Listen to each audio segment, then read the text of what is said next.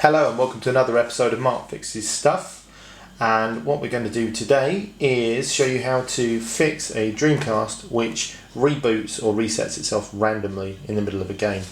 So some of the things you will need a small bottle of alcohol or similar cleaning solution, cross-tip screwdriver, small flat-ended screwdriver, this is for taking the prongs out, and a handful of cotton buds. Don't have to be great. So we'll just move that stuff out of the way. Now the first thing I like to do is get a bit of kitchen towel, pop it on the top and flip it over, and this stops you scoring the top of your Dreamcast as you're unscrewing it. A little tip there, but nobody wants to do that, and you often don't think about it. Tea towel or something works as well. So first thing we'll do is take the screws out.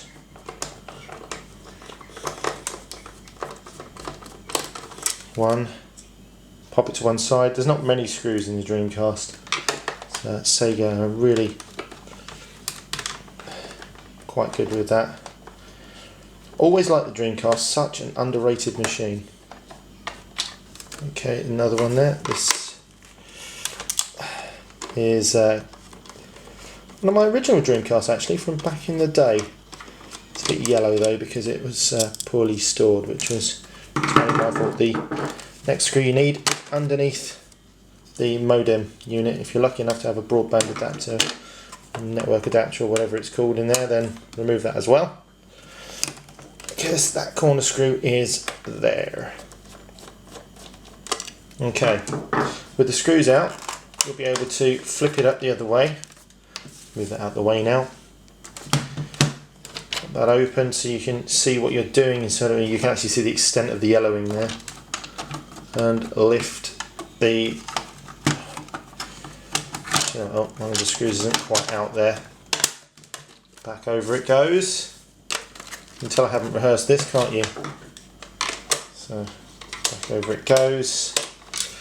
That screws out now. Magnetic screwdriver. 4 screws.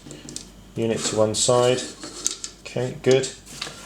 And flip the lid up so you can watch the GD-ROM is not getting hurt. Now, big warning here. These capacitors can have quite a lot of juice in them still, and can give you a fairly hefty shock. So you need to be quite careful. The bit that we're looking at here, if you can see down here, these pins inside this socket that fits over the top, what happens is these pins build up a little barrier over time, okay, or corrosion, and we need to bend the little leaves that go up against them back. So first thing we need to do, take a screwdriver.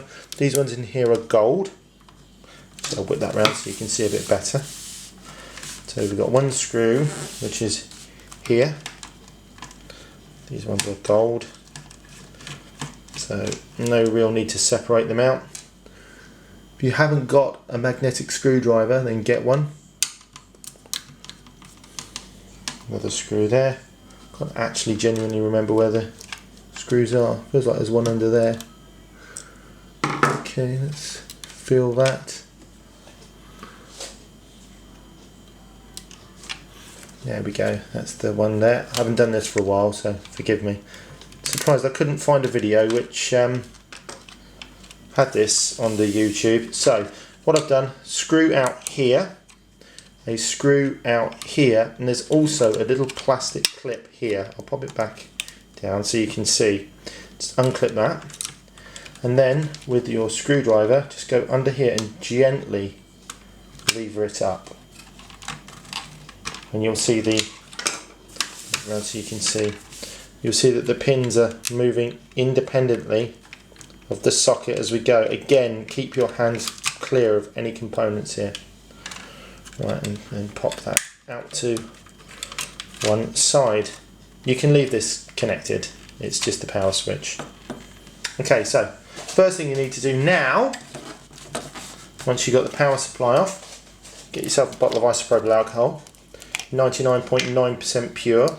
That means that whilst this can be used as a cleaning solvent, it doesn't conduct electricity, which is super duper important. Okay, because you don't want actual wetness inside there. And you can test this yourself if you don't believe me. Get some 99.9% pure isopropyl alcohol and get the dirt on that. You probably won't focus on that. And you'll actually see if you put the probes of your meter in the bottle, it doesn't conduct electricity. So brief jump cut whilst I change the battery. Clean that off. Then there's two schools of thought which follow the next bit. The socket that the pins come through, and they come through towards the back of the socket as you're looking at it. What I like to do, because you can't get a cotton bud in there, is I like to get myself a toothpick and just pop it into the hole gently, not pushing it in, not creating any tension, and just rotate it. Do that for all 6 of them. Just sort of livens up the contact. Wouldn't bother dipping it in the alcohol this time there, go back. Right, and sometimes you'll also need to retension the connector by pushing the spring towards the back. Spring contact towards the back. But we're not doing that because these are fine. So, next thing to do, line up your PSU with the 6 holes. Okay. Take your switch cable out from under the board, because you don't want that trapped underneath, because the board won't sit flush. And then gently rock left and right until the pins pop all the way through. Make sure that the IC power connector is flat at the back and that the clip is back over the top of the board. Pop your cable on like that, okay, and then pop your 2 gold screws back in. Don't forget to screw this back down. Whilst probably not tragedy inducing, would be a bit crap. Other ones at the back here, underneath where I just routed that cable. There we go. And this, I've fixed a lot of Dreamcasts which have random reboots and stuff. You find that it does it when the unit gets hot because of the thermal expansion on the contacts. And now making sure you're poking your switch cable back in. Replace the lid and screw it all back together with 1, 2, 3, 4. Pop that back in. I'm not going to bore you with the rest of it. This is Mark from Mark Fixes Stuff, signing out and saying subscribe to get your fix. Rock and roll.